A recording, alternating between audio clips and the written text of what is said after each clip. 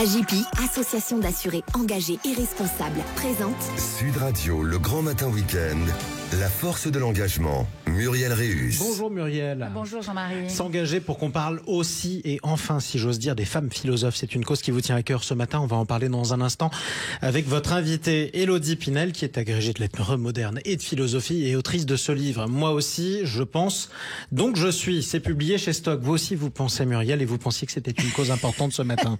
Merci Jean-Marie. Oui, je pense. Je ne suis pas philosophe, mais je pense. Et ce matin, je voulais parler des femmes philosophes.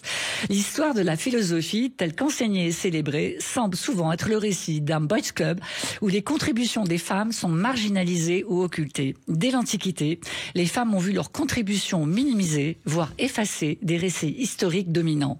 Une invisibilisation, résultat d'une construction sociale et culturelle profondément patriarcale. La période médiévale et la Renaissance ont perpétué cette invisibilisation en dépit de penseuses érudites qui ont défié avec audace les normes de leur époque sur des sujets philosophiques, théologiques et politiques. Et l'époque moderne n'a pas inversé cette tendance. Les femmes philosophes de cette période ont souvent été reléguées à la périphérie des discussions philosophiques, leurs travaux jugés secondaires par le monde académique. Il a fallu attendre le XXe siècle et l'émergence des mouvements féministes pour que l'apport des femmes à la philosophie commence à être réévalué. Pourtant, parce qu'il y a un pourtant, en 2019, sur les 84 philosophes recommandés dans les classes terminales, seules 6 femmes sont mentionnées. Hannah Arendt, Simone de Beauvoir, Simone Weil, Elisabeth Anscombe, Jeanne Hirsch et Iris Murdoch. Pourtant, l'apport des femmes à la philosophie est crucial. Elles ont introduit une diversité de perspectives, des approches interdisciplinaires, un questionnement des normes éthiques et morales, une innovation dans les domaines de la logique et de la philosophie de l'esprit. L'analyse de Simone de Beauvoir dans le IIe siècle, par exemple, a posé les fondements du féminisme contemporain. Judith Butler, dans Troubles dans le genre, a utilisé la psychanalyse et la théorie littéraire pour forger des études de genre et illustrer la capacité de la philosophie à aborder les questions sociales. Elisabeth Anscombe a revitalisé l'éthique de la vertu inspirée d'Aristote et marqué profondément la philosophie morale contemporaine. Quant à Hannah Arendt, son analyse critique de la modernité a permis de comprendre les défis politiques et sociaux contemporains. En conclusion, l'apport des femmes à la philosophie ne se limite pas à ajouter des voix féminines dans un domaine dominé par les hommes, et s'il a fallu attendre 1850 pour que les écoles primaires soient accessibles aux filles, 1880 pour leur admission dans les lycées, 1924 pour l'ouverture de l'instruction de la philosophie aux filles et 1975 pour que tous les concours deviennent mixtes, il n'est plus question d'attendre pour reconnaître que les femmes n'ont pas seulement anticipé et participé à la philosophie, elles ont réinventé, élargi son champ et introduit de nouvelles méthodes remettant en question les présupposés existants. Eh bien, on en parle avec votre invité qu'on accueille avec plaisir. On est avec Élodie Pinel, qui est agrégée de lettres modernes, de philosophie et autrice de ce livre. Moi aussi, je pense donc je suis. C'est publié chez Stock. Bienvenue à vous. Élodie Pinel, vous êtes l'invitée de Muriel Réus. Bonjour Élodie. Bonjour Muriel. Alors, Charlotte Casiraghi, qui signe la préface de votre livre, nous interpelle sur la minimisation de l'apport des femmes en philosophie. Alors, selon vous, quelles sont les raisons philosophiques et culturelles de cette invisibilisation ? Alors, les raisons philosophiques de cette invisibilisation, elles s'enracinent chez Aristote. Donc, c'est très ancien, qui déjà attribuait aux femmes seulement une âme sensitive, c'est-à-dire seulement la capacité de recevoir des sensations, d'élaborer des émotions, et non pas d'avoir accès à l'intelligence. Il réservait l'âme intellective aux hommes, dans le sens au mâle. Donc on a déjà une tentative de justification qu'on on appellerait une tentative de justification de la misogynie en fait. Et puis au niveau culturel, on voit cette exclusion des femmes du champ du savoir qui se répète en Occident, puisque je me suis surtout intéressée à la pensée occidentale, sur des siècles et des siècles, et qui en effet, vous l'avez rappelé, commence à changer très doucement, très progressivement, à partir du 19e siècle en France, quand on sort du Code Napoléon, de l'Empire, du Second Empire, et qu'on arrive dans la Troisième République, en fait. Qu'est-ce qui s'est passé avec Charlotte Casiraghi ? C'est quoi cette rencontre ? On sait qu'elle est très investie, évidemment, en philosophie. Vous et elle, allez-vous, pourquoi ? Par un concours de circonstances sans doute. Il s'avère qu'on a à peu près le même âge, qu'on a étudié la philosophie toutes les deux, qu'on a fréquenté les mêmes endroits propices à la philosophie, notamment la Sorbonne, à peu près au même moment et qu'on a des amis en commun. Et il m'a semblé intéressant lui demander cette préface qu'elle m'a fait l'honneur d'accepter d'écrire. Parce qu'elle incarne aussi cette nouvelle génération de philosophes, de femmes qui s'engagent pour rendre accessible la pensée, pour la rendre moins intimidante. Elle est très engagée dans l'accès des enfants à la philosophie, les ateliers philo pour enfants. Le champ aussi de la santé, des comités éthiques est investi à Monaco par l'organisation de conférences de philosophie au sein des hôpitaux, notamment. Donc, je pense que ça rejoint tout à fait aussi la ligne de votre émission, c'est-à-dire comment est-ce que la philosophie s'engage, et elle est vraiment l'incarnation de ce positionnement. Alors, on l'a vu tout à l'heure, très peu de femmes étudiées dans les parcours scolaires et universitaires. Et vous dites, vous d'ailleurs, comme d'ailleurs Charlotte, que l'œuvre de Simone de Beauvoir vous n'avez jamais pu étudier l'œuvre de Simone de Beauvoir. Alors, ça paraît assez insensé que cette femme, en dépit de sa renommée internationale, soit si peu reconnue en France dans les cursus scolaires et universitaires. Oui, c'est très paradoxal. Alors, on dit parfois nul n'est prophète en son pays. Là, c'est encore plus vrai pour elle. C'est-à-dire qu'elle a d'abord été très publicitée aux États-Unis avant de pouvoir être étudiée de manière sérieuse en France. Le deuxième sexe, ça sort en 1949, c'est mis à l'index par le Vatican. Et donc, ça crée un scandale international. D'abord, au sein du monde américain qu'elle connaît très bien, puisque elle se rendait aux États-Unis et donc elle connaît ce milieu féministe engagé. Et en fait, il y a une raison biographique à cette invisibilisation. Quelque part, elle a un petit peu provoqué, malgré elle, cette invisibilisation, dans la mesure où, quand elle fait couple avec Sartre, ils se partagent les domaines. Il sera le philosophe et elle sera l'écrivaine. Et ça se ressent encore, en fait, dans la manière dont on étudie en France Simone de Beauvoir. Il y a plus de thèses actuellement en préparation sur Simone de Beauvoir écrivaine que sur Simone de Beauvoir philosophe. Alors, d'accord. Et comment vous expliquez que la pensée des femmes, autrefois marginale, aujourd'hui occupe une place centrale dans le discours philosophique contemporain? Est-ce que c'est cette pensée militante, féministe, qui a rejoint ces aspirations sociétales, qui fait que les femmes philosophes sont davantage vues, écoutées, lues aujourd'hui? Alors aujourd'hui, on bénéficie de cette mise en lumière grâce aux avancées féministes, en fait. La visibilisation des femmes, c'est une revendication féministe, évidemment, qui n'est pas nouvelle. Nous, on l'a portée avec la cofondatrice de mon podcast depuis les années 2000. On était un peu marginales nous-mêmes à cette époque. Donc ça monte en puissance. Et ce qu'il faut relever, c'est que leur position de marginale, en réalité, leur a permis de s'emparer de questions avant tout le monde. Des questions qui n'intéressaient personne à leur époque, que ce soit l'environnement, que ce soit le travail aliénant, donc le travail notamment qu'on dit du care, c'est-à-dire du soin, avec une certaine éthique qui va avec, on appelle l'éthique de la sollicitude. Donc elles ont ouvert plein de champs, en fait, de réflexion, qui étaient en marge de l'institution à leur époque et qui maintenant sont devenus centraux dans nos questionnements contemporains. Alors, pour être une philosophe reconnue aujourd'hui, il faut une femme philosophe reconnue aujourd'hui, il faut être féministe. C'est une condition sine qua non? Non, précisément pas. Il y a vraiment un chapitre que je consacre à cette question.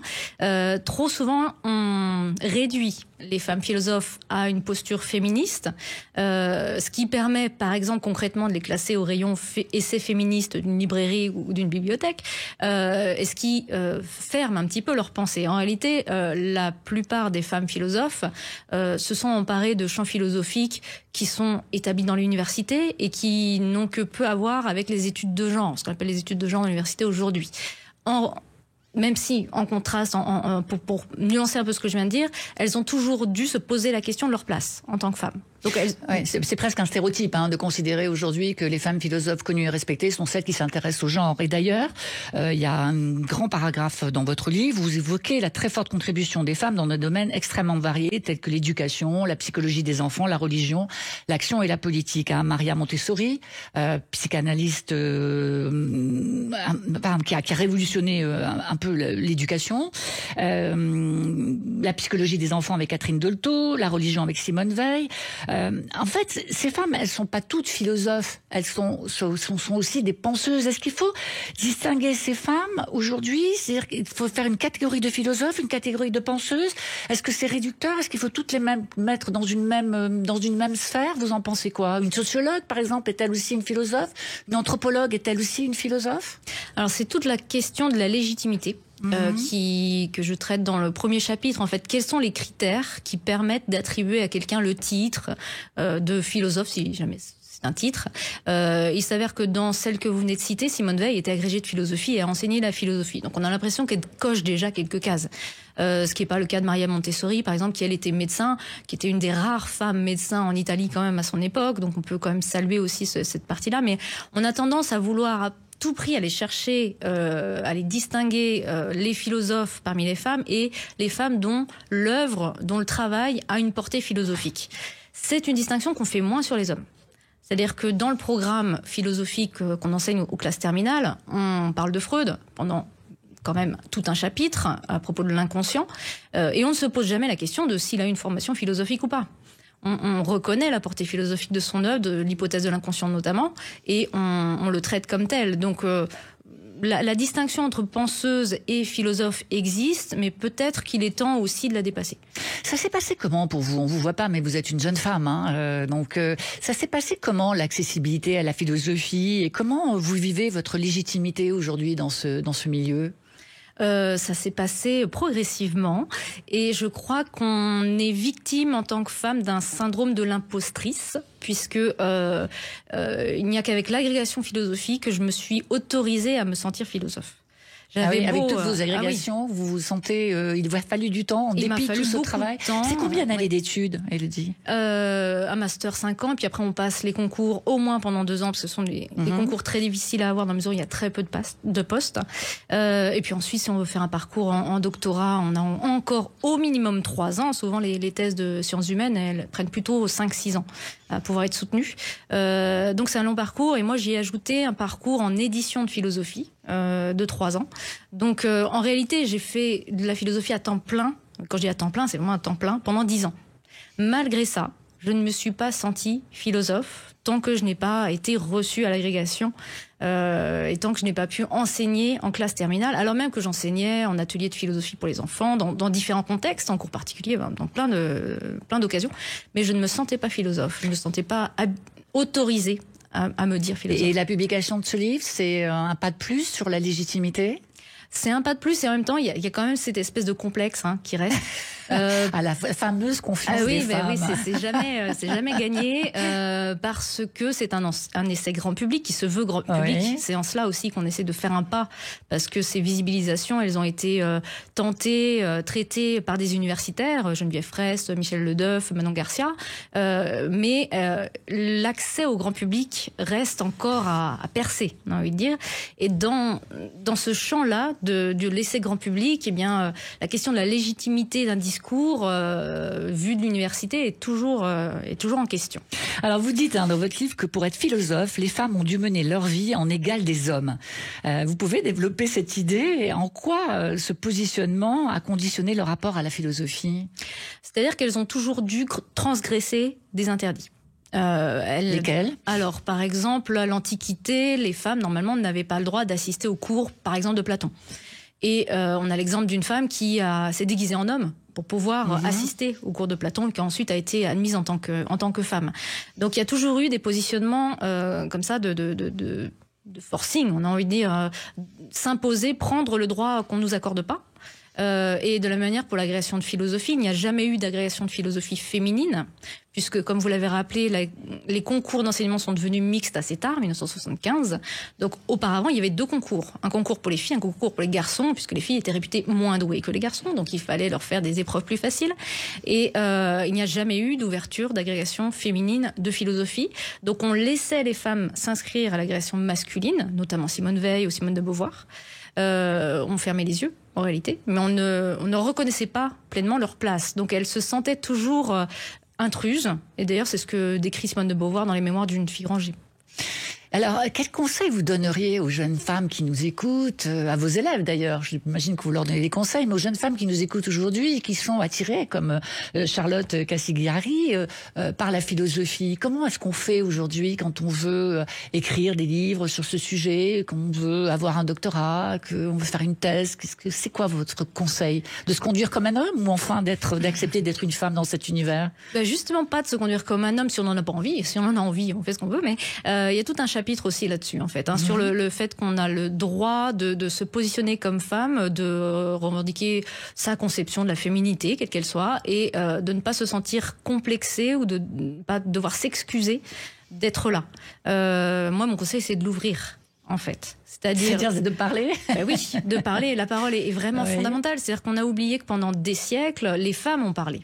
Les femmes ont parlé, mais comme elles ont assez peu écrit, donc mon conseil c'est parler et écrire, on a effacé leurs traces, parce que là où les hommes ont eu des historiographes, des gens qui ont écrit leur histoire, qui ont porté leurs paroles, qui ont glosé leurs pensées, les femmes, elles, n'ont pas eu ces disciples. Et donc, on retrouve la trace de leur écrit, de leur enseignement, la portée de leur pensée politique, notamment morale, etc. Mais on le fait aujourd'hui. Et donc, le meilleur conseil, c'est de ne pas se poser trop de questions sur sa légitimité, de se sentir pleinement à sa place. Parce que quand on a un naturel philosophe ou philosophique, c'est un concept qui circule aussi en philosophie, cette idée de naturel philosophique, de toute façon on n'y peut rien. Je veux dire, c'est une vocation. On est malheureux quand on philosophe pas. Et c'est une vocation comme la médecine. On est philosophe vraiment, profondément. Oui. Cette façon de s'interroger, de remettre tout en question, de réfléchir, d'oser, de contredire, ça c'est une personnalité. Oui, mais je nuancerais peut-être, c'est-à-dire que c'est pas forcément une recherche de contradiction permanente. Ça, c'est la manière dont on a enseigné la philosophie à partir du Moyen-Âge, avec la dispute, qui est un exercice très particulier de pour et contre, d'affrontement, une joute oratoire en fait. La philosophie, c'est plutôt, alors selon Deleuze, une construction de concepts, donc déjà un travail sur les mots, le sens des mots, la portée des idées, et puis c'est une recherche de sagesse avant tout. Donc voilà. Eh bien, nous allons être sages, en tout cas essayer de l'être. Je vous recommande donc le livre d'Élodie Pinel, Je pense donc je suis, aux éditions Stock. Merci Élodie. Merci beaucoup. Merci à vous et merci à vous Muriel. On vous retrouve dimanche prochain. À dimanche prochain, Jean-Marie. Sud Radio, le grand matin week-end, la force de l'engagement, Muriel Réus. Avec AGP, association d'assurés engagés et responsables.